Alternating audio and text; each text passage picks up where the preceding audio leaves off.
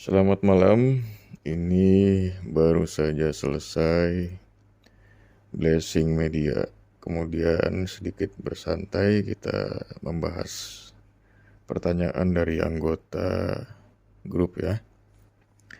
Di sini yang pertama kita punya pertanyaan dari Mas Ibrahim. Beliau bertanya mengenai minyak sangkal waras. Jadi pertanyaannya itu yang nomor 1, untuk minyak sangkal waras itu menurut Mas Lutfi berkodam energi atau kodam bernyawa? Baik, ini kita jawab satu-satu biar nggak bingung. Jadi minyak sangkal waras itu kodam utama yang memang kita sengaja ciptakan hadirkan di situ adalah kodam alam, kodam dari energi, dari bahan alam. Kemudian kemarin sempat nerawang-nerawang ke salah satu praktisi, kemudian ada kodamnya begini dan begitu. Jadi begini mas, kalau misalkan kita punya media, kemudian kita terawang ke orang, mendapatkan hasil yang begini-begini, yang pertama sebetulnya itu dari sudut pandang orang yang menerawang, bukan dari sudut pandang pembuat. Jadi di sini saya tidak mengiyakan, tidak berkata tidak juga. Karena memang bisa saja ada kodam yang ikut pada waktu kita siapkan di sini, namun kita samaratakan untuk semua minyak-minyak itu tidak berkodam bernyawa, alias tidak berkodam dari bangsa jin.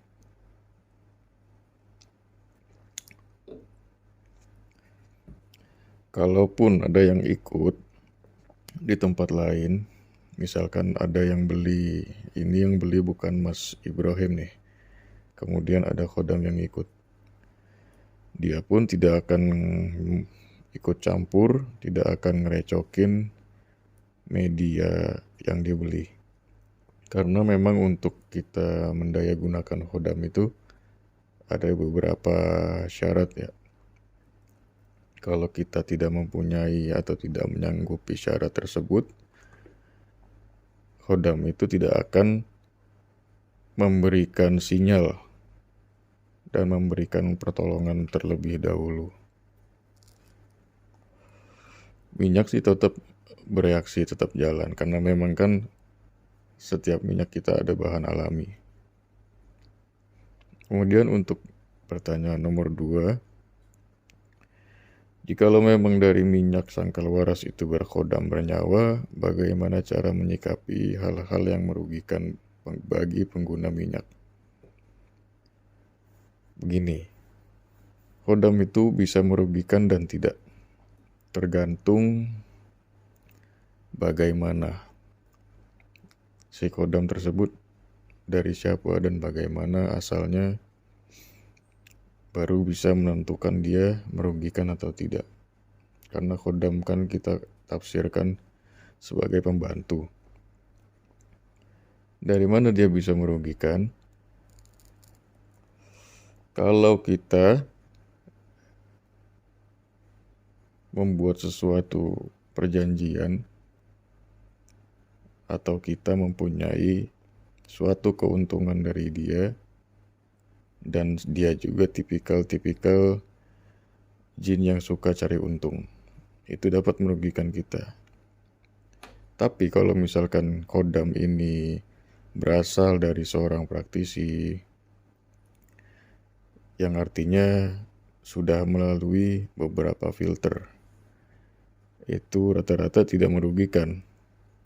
Karena untuk bertemu, untuk mendayagunakan, untuk berkenalan, untuk dapat melakukan channeling kepada entitas spirit atau kodam ini, memang rata-rata praktisi itu punya ilmu khusus, ilmu pegangan. Artinya begini, kita tidak mungkin tahu-tahu langsung nyomot spirit atau khodam kalau memang kita sendiri tidak punya backing yang lebih kuat daripada spirit itu, daripada khodam itu. Nah, ini yang harus kita jadikan pedoman supaya kita tidak memandang sebelah mata tentang khodam. Kemudian kalau memang dia merugikan bagi pengguna media, itu baiknya kita sudahi saja. Kita sudahi saja medianya. Kita tidak perlu lagi pakai dia. Seperti itu cukup. Kemudian pertanyaan nomor 3, masih dari Mas Ibrahim. Dan apakah semua khodam itu merugikan, Mas? Khodam media maupun keilmuan atau apalah itu yang berhubungan dengan perkhodaman. Khodam tidak semua merugikan. Tadi juga sudah kita jawab di awal bahwa ada yang merugikan, ada yang tidak. Kalau ngomong di masalah keilmuan pun tidak semuanya berkhodam. Karena keilmuan itu sifatnya mantra. Nah, mantra ini bisa bergerak dari berbagai sudut, Mas. Dari sudut memang mantra itu dijaga oleh khodam bisa. Dari keyakinan kita sendiri pun bisa. Atau dari kata-kata yang memang bertuah, itu pun bisa juga. Jadi kesimpulannya seperti itu, jawaban atas pertanyaan Mas Ibrahim. Kita lanjut ke pertanyaan kedua ini dari Mas Darman. Ini sama juga anggota member kita. Ada pertanyaan dari Mas Darman. Setelah nonton video intermezzo soal tokoh-tokoh yang jadi contoh, saya jadi tergelitik oleh sebuah pertanyaan nih. Apakah A. Manusia netral bisa dikendalikan keilmuan? Kita jawab satu-satu. Manusia netral bisa dikendalikan keilmuan? Bisa. Manusia netral bisa dikendalikan keilmuan? Bisa. Karena begini, keilmuan itu ada yang sifatnya bermacam-macam. Bahkan, jangankan keilmuan. Ini sudah banyak contoh ya. Sudah banyak bukti dari orang-orang, bukti-bukti nyata bahwasannya keilmuan itu dapat merubah kita. Artinya dia memberikan dampak tergantung kitanya ini stabil atau tidak, kuat atau tidak. Contohnya zikir, kalimat la ilaha illallah. Itu pada dosis umum, dosis orang awam itu tanpa dibayat oleh thariqah manapun hanya boleh dibaca tidak lebih dari 99 karena memiliki asror yang berat. Asror yang berat itu memang sudah terbukti bahwa kalimat la ilaha illallah itu lebih berat daripada bumi dan seisinya. Nah, ada nih salah seorang yang nekat mengamalkan dzikir ini sampai 1000 kali. Akhirnya apa yang terjadi? Perubahan dari segi sikap, itu yang pertama. Dari segi sikap, orang ini berubah sikapnya. Berubahnya ke arah mana kita nggak usah bahas. Dan ini juga disclaimer saya nih. Ini bukan saya merendahkan atau gimana, ini kita hanya ngomongin fakta. Fakta bahwasannya kalimat dzikir la ilaha illallah itu memang berat asrornya. Orang yang sudah ditalkin pun membaca 165. Sedangkan orang awam tidak boleh dari 99. Jadi kesimpulannya ada yang bisa merubah seperti itu ada. Contoh lain, ilmu ASR, Asma Sungai Raja. Itu kalau memang orangnya tidak bisa membawa diri, akan menjadi emosian, panas, dan sebagainya. Kemudian pertanyaan B, keilmuan netral bisa dikendalikan manusia. Keilmuan netral, ilmu itu bagaikan pisau bermata dua. Apa artinya pisau bermata dua? Artinya bisa menyakiti, bisa juga membuat sakit. Bisa jadi bermanfaat dan bisa juga jadi mudorot atau keburukan. Jadi ilmu yang katanya netral ataupun ilmu putih itu bisa saja dikendalikan manusia untuk kepentingan-kepentingan yang kurang baik. Sebaliknya juga ilmu-ilmu yang notabene ilmu hitam itu juga bisa untuk kepentingan yang baik. Tergantung bagaimana kita menggunakan ilmu, karena ilmu adalah pisau bermata dua, pedang bermata dua. Kemudian yang C, manusia dan keilmuan sama-sama netral, namun dipengaruhi faktor-faktor dari luar. Keilmuan itu punya 3 jenis. Yang pertama ilmu putih, yang kedua ilmu hitam, yang ketiga adalah ilmu abu-abu. Ilmu putih. Ilmu putih itu banyak dijumpai di pesantren-pesantren, padepokan, meski tidak semua padepokan total mengijazahkan ilmu putih. Ilmu hitam itu bisa kita jumpai di dukun-dukun kampung, seperti Rawa Rontek, atau Pancasona, atau ilmu Batara Karang, ilmu-ilmu tradisional kita. Kemudian ada lagi ilmu hitam yang dari luar, ilmu demonik. Bahkan ilmu Timur Tengah pun, ilmu kitab Timur Tengah pun ada yang golongannya bisa dibilang ilmu hitam. Kemudian ilmu abu-abu. Ilmu abu-abu ini seperti yang kita gunakan pada media minyak. Jadi dia nggak ke kiri, nggak ke kanan, di tengah-tengah. Kelebihannya apa ilmu seperti ini? Dia sangat universal untuk orang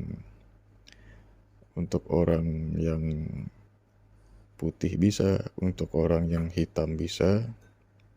Dia ini universal, makanya kita pakai untuk bikin media. Kenapa? Karena itu.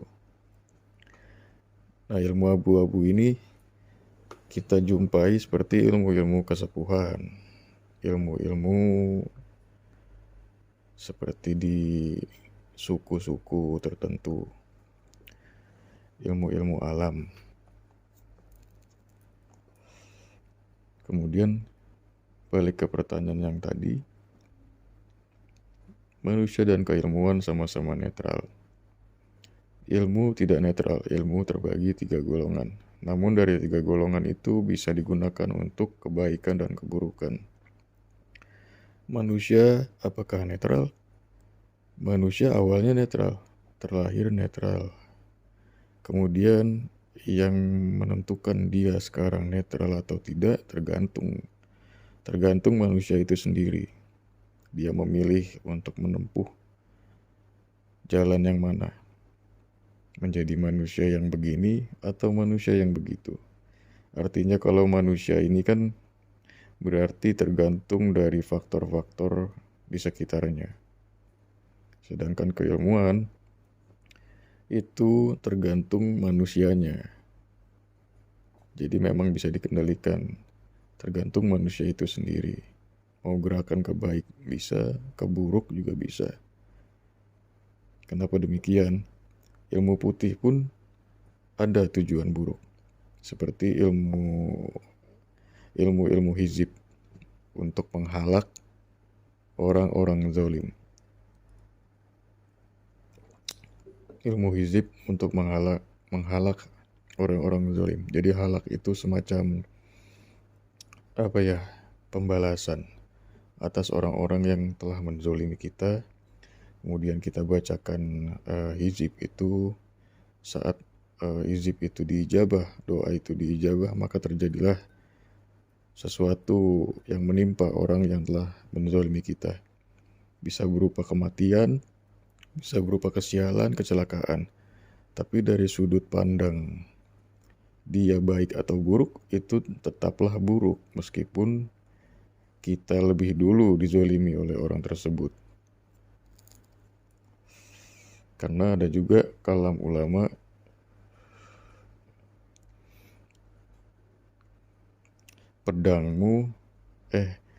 ilmumu sama seperti pedangmu. Barang siapa membunuh dengan ilmu sama saja seperti membunuh dengan pedangnya. Kemudian pertanyaan D. Manusia dan keilmuan saling mempengaruhi. Tidak. Yang lebih dahulu mempengaruhi itu adalah manusianya. Manusianya yang lebih dahulu. Karena ilmu itu kan senjata. Sedangkan manusia ini operator. Jadi senjata tidak akan jadi senjata kalau dia tidak digunakan. Jadi tetap yang utama itu orangnya. Sekian penjelasan dari saya, jawaban dari atas pertanyaan member-member kita di grup. Untuk Mas Ibrahim dan Mas Darman bisa langsung menyimak jawaban saya pada malam hari ini. Salam magis, salam mistis Dewa Pelet.